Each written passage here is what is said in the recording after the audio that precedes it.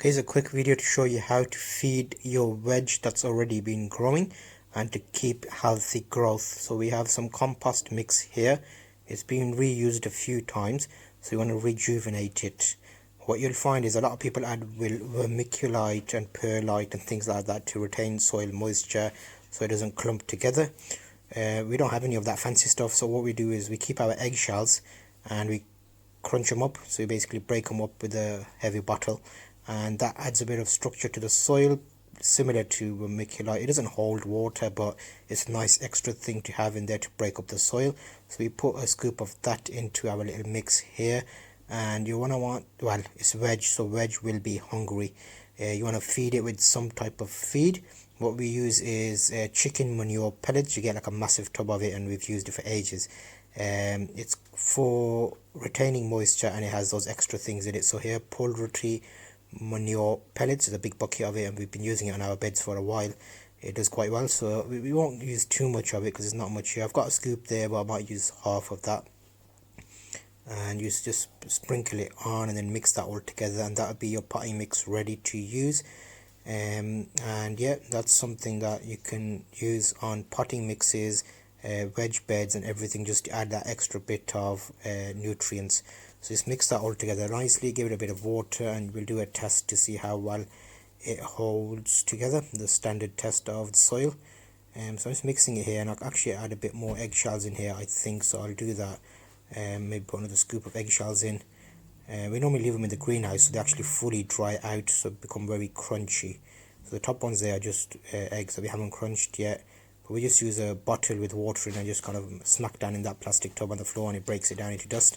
There's another scoop there, and we're just gonna mix that all in, and we'll pour a bit of water on it and see how the soil mixture gets on. So this is a good mix for a lot of different veg and growing different types of flowers even, because it gives you nice soil structure. So let's just give it a quick test with it dry, because the compost was quite dry. Just do a little fist test, so get a bit of it together, and we'll see if it holds together. And that looks like a good mix. Let's just do a quick dry test.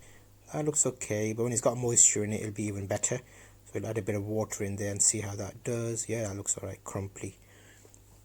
And then this mix we're actually using on our bed of leeks, so that's where we're gonna add it. Just add a bit of water on here, and the leeks are really hungry feeders, so they've already been planted in our big bed, and we're gonna basically add this around it just to give it that extra nutrients, so when you water it, it'll feed down, so you don't have to worry about it getting to the plants.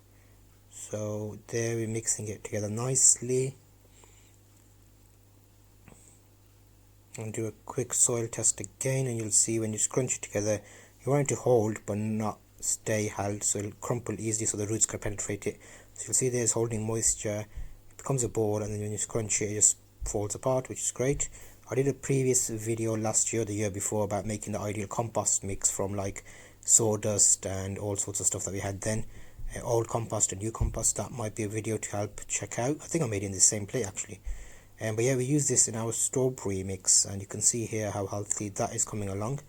We had it from Crown, and we basically potted it up.